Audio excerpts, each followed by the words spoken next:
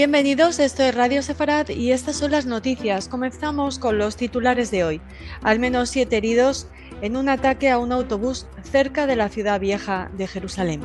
El escritor Salman Rushdie sigue recuperándose del ataque terrorista. 3 militares muertos en un ataque contra blancos iraníes en Siria atribuido a Israel. Israel intercepta y neutraliza en Gaza un túnel de Hamás. Estos son, como les decíamos, los titulares de las noticias que comenta Jorge Rosenblum. Hola, Jorge. ¿Qué tal, Raquel? Comenzamos con la primera de nuestras noticias. Al menos 7 personas resultaron heridas este domingo, 2 de ellas de gravedad, en un ataque con arma de fuego en las inmediaciones de la ciudad vieja de Jerusalén.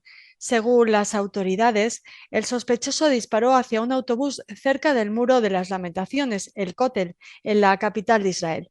Las autoridades israelíes han calificado el ataque como un ataque terrorista cometido por palestinos, mientras que el grupo islamista Hamás lo ha celebrado como un acto heroico de resistencia. Tras una intensa búsqueda de la policía en la zona, el sospechoso de cometer el ataque fue arrestado después de entregarse y el arma de fuego fue intervenida. Esto han confirmado desde fuentes policiales. Los tiroteos se produjeron alrededor de la 1:30 de la madrugada, hora local, contra un autobús urbano y en un aparcamiento cerca de la tumba de David, frente a la puerta de Sion, fuera del barrio amurallado. El asaltante esperó la llegada del autobús y disparó hacia los pasajeros que esperaban para montarse, antes de huir a pie hacia el cercano barrio palestino de Silván, donde la policía llevó a cabo las operaciones de búsqueda y captura que llevaron a su detención. De entre los heridos graves, uno es una mujer embarazada de 35 años, cuyas heridas en el abdomen obligaron a un parto de emergencia en el hospital Sahari Sedek. Su vida corre peligro mientras que la condición del bebé es grave pero estable, según medios israelíes. Entre los heridos figuran también 4 miembros de una familia judía ultraortodoxa de Estados Unidos que llegaron el miércoles como turistas al país. El padre es otro herido grave, está sedado y conectado a un respirador. Por su parte, el grupo islamista palestino Hamas señaló que la heroica y valiente operación de Jerusalén es una reacción natural a la arrogancia de los soldados de la ocupación y los colonos sionistas que cometen cada día crímenes contra nuestra gente, nuestra tierra y los lugares sagrados del Islam y el cristianismo. Bueno, vamos a empezar el comentario por el final. Aparte de que disparar contra gente desarmada con armas dista mucho de ser una acción heroica y valiente, sino todo lo contrario, es la cima de la cobardía, apuntar contra gente inocente y dispararles, ¿no? Pero aparte de todo esto, la justificación que señala jamás, no estamos hablando del atacante, del cual no hemos conocido declaraciones, pero sí que la declaración de Hamás dice que es una reacción a los soldados de la ocupación de los colonos sionistas. Pero estos eran turistas americanos. ¿Qué colonos sionistas y qué soldados de ocupación? Este es un atentado contra la religión judía, es un atentado antisemita, ni siquiera es un atentado anti-israelí, no es un atentado contra la ocupación, no es un atentado contra el gobierno de Israel, es un atentado antisemita, atentado contra judíos que acudían a su sitio de oración. No era un atentado contra judíos que iban a rezar a los sitios de oración de los musulmanes, que ellos se arrogan en la exclusividad de la esplanada de las mezquitas. No, esto es un atentado antisemita clásico de pura cepa, por decirlo de alguna manera, y las noticias tal como se han dado en todas las cadenas de televisión es como si fuera un atentado terrorista, bueno, terrorista casi nunca lo dicen, pero contra la ocupación, contra el Estado de Israel. Nada, nada de todo eso es verdad. Esto es un atentado antisemita que lo podían haber cometido en su momento neonazis, y en este caso pues lo cometen gente que al parecer son ciudadanos de Jerusalén Oriental. Al menos esta persona que cometió el atentado huyó hacia uno de los barrios de Jerusalén Oriental. Tampoco parece corresponder a la figura del mártir típico digamos, del martirologio musulmán yihadista, es decir, porque en general en estos casos, pues el que dispara y mata a judíos se queda en el lugar para rematarlos y para morir en la acción, porque así sube al cielo y se encuentra con las 70 vírgenes y todo eso, ¿no? Pues no, este no esperó, este salió, disparó, mató a los que pudo, no lo pudo comprobar, pero salió corriendo y luego la atraparon y se entregó. Es decir, que aquí lo que tenemos es un atentado con todas las características clásicas de un atentado antisemita. Esto no es un atentado anti-israelí, no es en contra de la ocupación, no es en contra de absolutamente nada más que la existencia de gente que no responde a los llamamientos del Corán. Es decir, que también posiblemente entre los oyentes que nos siguen a la radio y que no sean judíos, pues estarían en la misma categoría. Cualquiera que no sigue lo que estipula el Corán entra en esta categoría de infieles que merecen morir simplemente por estar allí, por ir a rezar al Muro de las Lamentaciones y en otro momento podría ser ir a rezar al Santo Sepulcro. Continuamos. El intento de asesinar al escritor de los versos satánicos fue ampliamente condenado, pero es revelador que nadie pareciera sorprendido. Hace unas semanas, el novelista Salman Rushdie fue entrevistado por la revista liberal alemana de izquierda Stern, en la cual dijo que su vida actual es relativamente normal, después de haber vivido escondido durante años por constantes amenazas de muerte. Recordemos que en 1989 el ayatolá Khomeini, entonces líder supremo de Irán, pronunció una fatwa o edicto religioso llamando a los musulmanes a matar al novelista por su cuarta novela, Los versos satánicos, que algunos musulmanes interpretaron como que contenía pasajes blasfemos. En la entrevista, Rushdie, nacido en la India y que se convirtió en ciudadano estadounidense en 2016 y actualmente vive en la ciudad de Nueva York, señaló que estaba preocupado por las amenazas a la democracia en Estados Unidos que fueron impulsadas por el odio hacia los logros del liberalismo y constituyeron una etapa preliminar del fascismo. Esto comentó. Las cuentas de medios sociales de los islamistas y los medios estatales iraníes expresaron su alegría por el apuñalamiento del escritor de 75 años, cuyo único pecado fue la publicación de un libro a través del cual insultó a los ojos de los fundamentalistas musulmanes al profeta Mahoma. La primera conclusión de este incidente es que el fundamentalismo y las promesas de violencia, si no se atienden, solo se fortalecen. La violencia legitimada por la religión no disminuirá sin intervención. Este tipo de violencia es engañosa porque incluso cuando aparece latente, en realidad solo está cocinando a su propia generación de mártires. Debido a su edad, es dudoso que quien intentó asesinar a Rushdie alguna vez haya puesto las manos en la portada de los versos satánicos antes del ataque del sábado. El gobierno iraní aún no ha respondido oficialmente al incidente, pero los periódicos estatales ya han elogiado a Hadi Matar. Desafortunadamente, el fundamentalismo no es exclusivo del Islam radical. Rushdie tenía razón en su última entrevista cuando expresó su preocupación por el futuro de Estados Unidos. Sabía exactamente de lo que estaba hablando. En Estados Unidos, la amenaza de la supremacía blanca y el neonazismo ha existido durante años. Aquí es donde se cultivan los tiradores estadounidenses que irrumpen en sinagogas y asesinan a los fieles. Sí, pero aquí, como vemos en el texto de esta nota, que evidentemente responde a un periódico originalmente, ¿no? A una agencia de noticias o periódico estadounidense, es, digamos, más bien de izquierda, porque tratan todo el tiempo de establecer una comparación de que lo que le pasa a Rushdie es lo que va a pasar en Estados Unidos con los neonazis. Y yo no voy a disminuir el peligro de los neonazis porque justamente, digamos, como judíos estamos muy, pero muy sensibilizados con ese tema.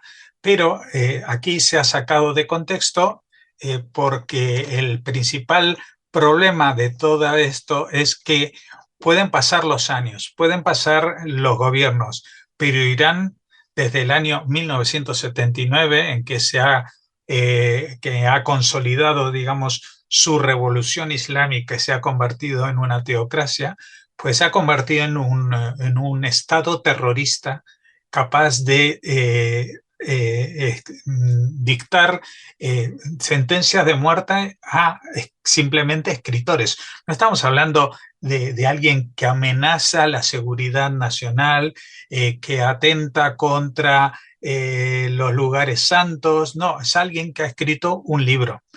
Y por escribir ese libro y hablar de Mahoma, tal como les pasó muchos años después en Francia a los caricaturistas franceses, pues reciben lo que ellos consideran su merecido. Es decir, que no se pueden morir de forma normal y digna, sino que tienen que ser eliminados por la fuerza y por la brutalidad, respondiendo al extremismo fanático de esta religión musulmana, que algunos dicen que esta forma de verla es una desviación, que no es el espíritu auténtico de la religión musulmana, y puede que sea así. Yo no soy experto, pero lo que sí soy experto es que si se dicta un edicto religioso en el año 89 y nadie lo cambia pasados 32 años, alguien evidentemente está siendo cómplice de lo que en ese edicto se ha establecido. Es decir, que si una parte de la religión musulmana no hubiera estado de acuerdo con esta fatua, pues se tendrían que haber pronunciado a través de otra fatua, no a través de los representantes de los musulmanes en los distintos países europeos que tratan de tapar un poco por encima la brutalidad que se esconde detrás de estas medidas. Esta fatua estaba vigente y ha sido ejecutada. Ha tardado varios años y el que la ha ejecutado posiblemente haya sido un bebé cuando fue dictada esta brutalidad, ¿no? Pero lo que está pasando es algo que sigue pasando, no es que ahora han matado a Rushdie. Están matando a Rushdie y están matando a todo aquel que se atreva a simplemente observar la realidad musulmana desde otra perspectiva que no sea el fanatismo propio. Para ellos estos son blasfemos y merecen la muerte.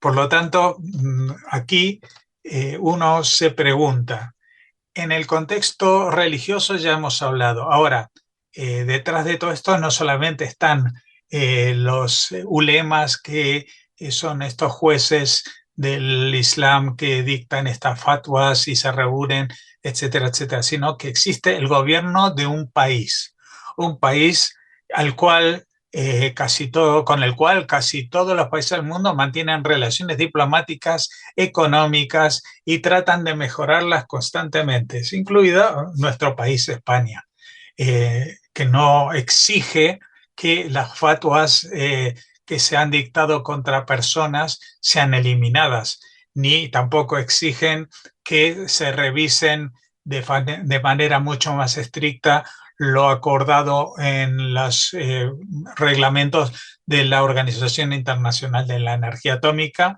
todo porque pues hay intereses económicos detrás de todo esto. Irán es un país con una población importante, es un país productor de petróleo y por lo tanto no solamente en el contexto actual, puntual, de la invasión rusa en Crimea, que va a haber una cuestión, una crisis de suministro de petróleo posiblemente, etcétera, etcétera. No, siempre hay una excusa para dar alas a los extremistas, a los que son terroristas de alma y a los que los financian incluso fuera de sus propios límites. Tres militares sirios murieron y otros tres resultaron heridos la noche del lunes al martes durante un ataque aéreo israelí en la ciudad portuaria de Tartus, en el noroeste de Siria y en algunos puntos en las afueras de Damasco. Según el informe no confirmado por Israel, las aeronaves atacaron el puerto desde el Mediterráneo y el área de Damasco desde el espacio aéreo de Beirut. Un canal saudita informó que el ataque tuvo como blanco un envío de misiles que había sido transferido al grupo terrorista libanés chií Hezbollah. También se afirmó que un oficial iraní y otro sirio que supervisaban el traslado del cargamento fueron atacados. Según los expertos, este es el 19º ataque de este tipo en lo que va de año. Bueno, y quizás este ataque pues marca una pequeña diferencia, a pesar de que es bastante habitual que nos encontremos con informaciones de este tipo, un nuevo ataque atribuido a la aviación israelí sobre objetivos de Hezbollah en territorio sirio. En este caso se produjo sobre la ciudad portuaria de Tartus. Y esta ciudad portuaria es muy importante porque allí se encuentra la base naval cedida a Rusia.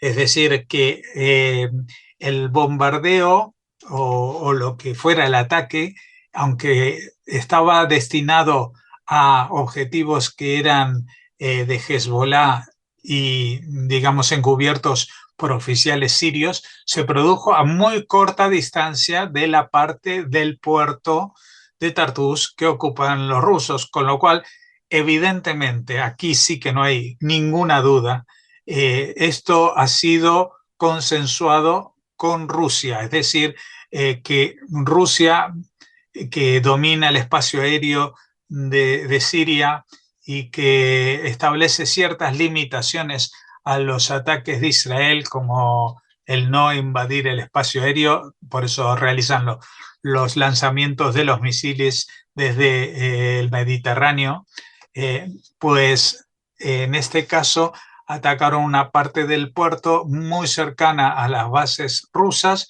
pero sin desviarse ni un milímetro, sin acercarse ni un milímetro a un objetivo que tenga la bandera de Rusia. Eso lo que nos da la pauta es que a pesar de que en las últimas semanas han habido discursos diplomáticos, muy poco diplomáticos, digamos, entre Rusia, digamos, contra Israel, por las declaraciones del primer ministro en funciones, Yair Lapid, sobre la invasión en Ucrania, pues en el terreno de Siria hay un acuerdo, no solamente que sigue ese acuerdo después de tantos años de guerra, creo que ya son 8 o 9, sino que se va afianzando, se va ampliando. Es decir, ahora los rusos ceden la posibilidad de que Israel ataque a muy pocos kilómetros, siempre con operaciones muy quirúrgicas y muy calculadas para no dañar a ningún objetivo ruso ni a algún arma o avión o barco, por supuesto, ruso que se encuentre en ese puerto. Vamos con la última de las noticias. Israel ha interceptado y neutralizado un túnel con dos rutas excavado en el norte de Gaza y que atribuye al movimiento islamista Hamas. El túnel no llegó a cruzar la barrera sensorial subterránea de Israel, recién construida, lo que hubiera supuesto un riesgo para la seguridad. Según los mandos militares israelíes, después de la conclusión de la operación Amanecer, las Fuerzas Armadas siguen preparadas para una amplia gama de escenarios que involucran a la Franja de Gaza. Las rutas de esos dos túneles antiguos ya fueron neutralizadas tras la operación Guardián de los Muros en mayo del año pasado, pero los terroristas gazatíes habían hecho notables esfuerzos para restaurar esas rutas. Bueno, aquí también es una noticia que puede llegar a sorprender porque hace un par de semanas cuando tuvo lugar esta operación Amanecer, eh, eh, pues vimos cómo jamás no abría la boca ni siquiera para decir qué mal día o qué buen día hace, mientras Israel machacaba y masacraba a las fuerzas de la Yihad Islámica Palestina que es un grupo también terrorista, también yihadista, pero afiliado a Irán y no más orientado a la visión suní del Islam como es Hamas. Eh, y bueno, uno se esperaba que a partir de esto, pues hubiera cierto acercamiento muy indirecto entre Israel y Hamas, ya que este operativo israelí le ha solucionado muchas cosas a Hamas dentro de la Franja de Gaza, a mantener una paz interior que llevaba mucho tiempo sin conseguir. Eh, no sé si este ataque responde a un pacto, como digo, muy indirectamente señalado entre Hamas e Israel para, de alguna manera, mm, dar al gobierno de Israel una imagen de que también está atacando objetivos de Hamas y que no tiene una alianza con este grupo. Y por otra parte, Hamas, que no le va a importar mucho que dos túneles que ya no conducen a ninguna parte y que no pueden atravesar la frontera por esta barrera de seguridad que ha construido Israel de forma subterránea en la frontera. Como digo, no creo que jamás la destrucción de estos túneles que ya estaban, que eran prácticamente inútiles, les haya causado demasiado quebraderas de cabeza, ni que haya, digamos, que ponga en solfa su condición de enemigo acérrimo de Israel. Creo que esto es parte de sigo diciendo, una especie de estrategia de acercamiento diplomático en pasos muy pequeños que por una parte jamás le lleven a posicionarse como una fuerza política menos extremista que lo que ha sido hasta ahora, que sean capaz de aglutinar el voto mayoritario de la autoridad palestina en un futuro que cada vez es más inmediato por la avanzada edad del presidente casi eterno de Palestina, Mahmoud Abbas, que lleva creo que son 16 años convocando elecciones que nunca se realizan. Eh, y quizás con esto pues jamás pueda obtener el balón de oxígeno por parte de Israel y un reconocimiento por parte de los palestinos de Cisjordania como una fuerza que sea política, que no olvida definitivamente su objetivo de no ceder ante Israel, pero que ya no va a plantear los objetivos a nivel militar que se planteaba cuando surgió hace una veintena de años de eliminar definitivamente la existencia del Estado de Israel. Creo que jamás está en un proceso que es quizás similar al que Fatah pasó hace también un cuarto de siglo, cuando después de la debacle en Líbano y el exilio tunecino, pues a través de las negociaciones en Oslo a principios de los 90, pues recuperó su prestigio y alcanzó un nivel de equiparable al de una fuerza política, no solamente un grupo terrorista. Yo creo que jamás está en vías de intentar convertirse en eso, en una fuerza política que tenga un discurso, como siempre, bastante extremista, pero que en la práctica pues abandone la política más dura del lanzamiento de misiles y de la agresión continua al territorio israelí y se recomponga al menos durante algunos años para proseguir, si así lo entiende, su lucha milenaria o a muy largo plazo contra los que considera invasores de las tierras de que alguna vez fueron parte del Islam, el Dar el Islam, de la misma manera que esa tregua milenaria o centenaria la tienen con España, porque España también fue parte de tierras islámicas y todavía les duele históricamente a los musulmanes esto.